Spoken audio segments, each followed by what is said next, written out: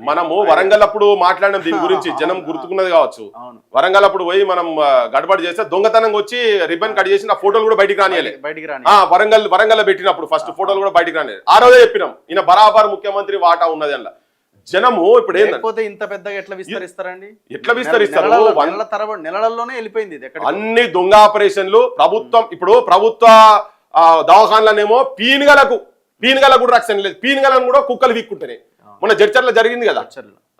తర్వాత ఎలుకలు ఆపరేషన్ థియేటర్లలో ఎలుకలు కొరుకుతాయి, ఐసీయూలలో ఎలుకలు ఉంటాయి. ఇట్లా ప్రభుత్వ హాస్పిటల్లను సర్వనాశనం చేసి ఇగో వీళ్ళ వాటాదారులు, ఈయన బరాబర్ ఈయన వాటాదారు కాకుండా ఎందుకు పోతున్నాడు ఈయన? అసలు ప్రభుత్వ ముఖ్యమంత్రి ఉండి ఒక ప్రైవేట్ హాస్పిటల్కు పోవుడు ఎక్కడిది? దోపిడి దొంగలు వాళ్ళు, మొత్తం ప్రైవేట్ హాస్పిటల్ వాళ్ళు దోపిడి దొంగలు.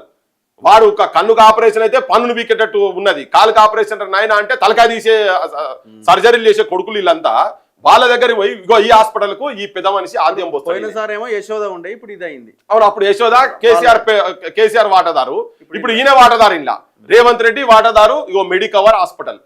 ప్రతి పేపర్ లో యాడ్లు ఎట్లా వస్తాయి? ఆ యాడ్లు ఎట్లా వస్తాయి? మొత్తం ఓటింగ్లు. రాష్ట్రం అయితే ఇక్కడ నుంచి వరంగల్ దాకా ఓటింగ్లు.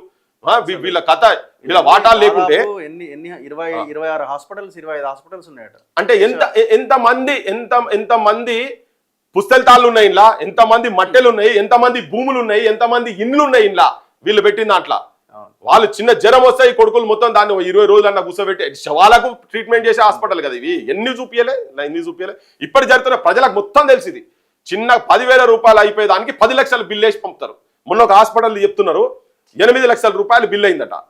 అయితే వానికి ఇన్సూరెన్స్ వచ్చింది. ఇన్సూరెన్స్ రాగానే 8 లక్షల వీళ్ళకి ఇన్సూరెన్స్ వచ్చింది కదా అని ఒక రోజు ఆడనే కూర్చోబెట్టుకుని తెల్లారి 16 లక్షలని బిల్ వేసేసిరట. 16 లక్షలు. అది ఇది ఎట్లయితే ఎవరు చెప్తున్నారు?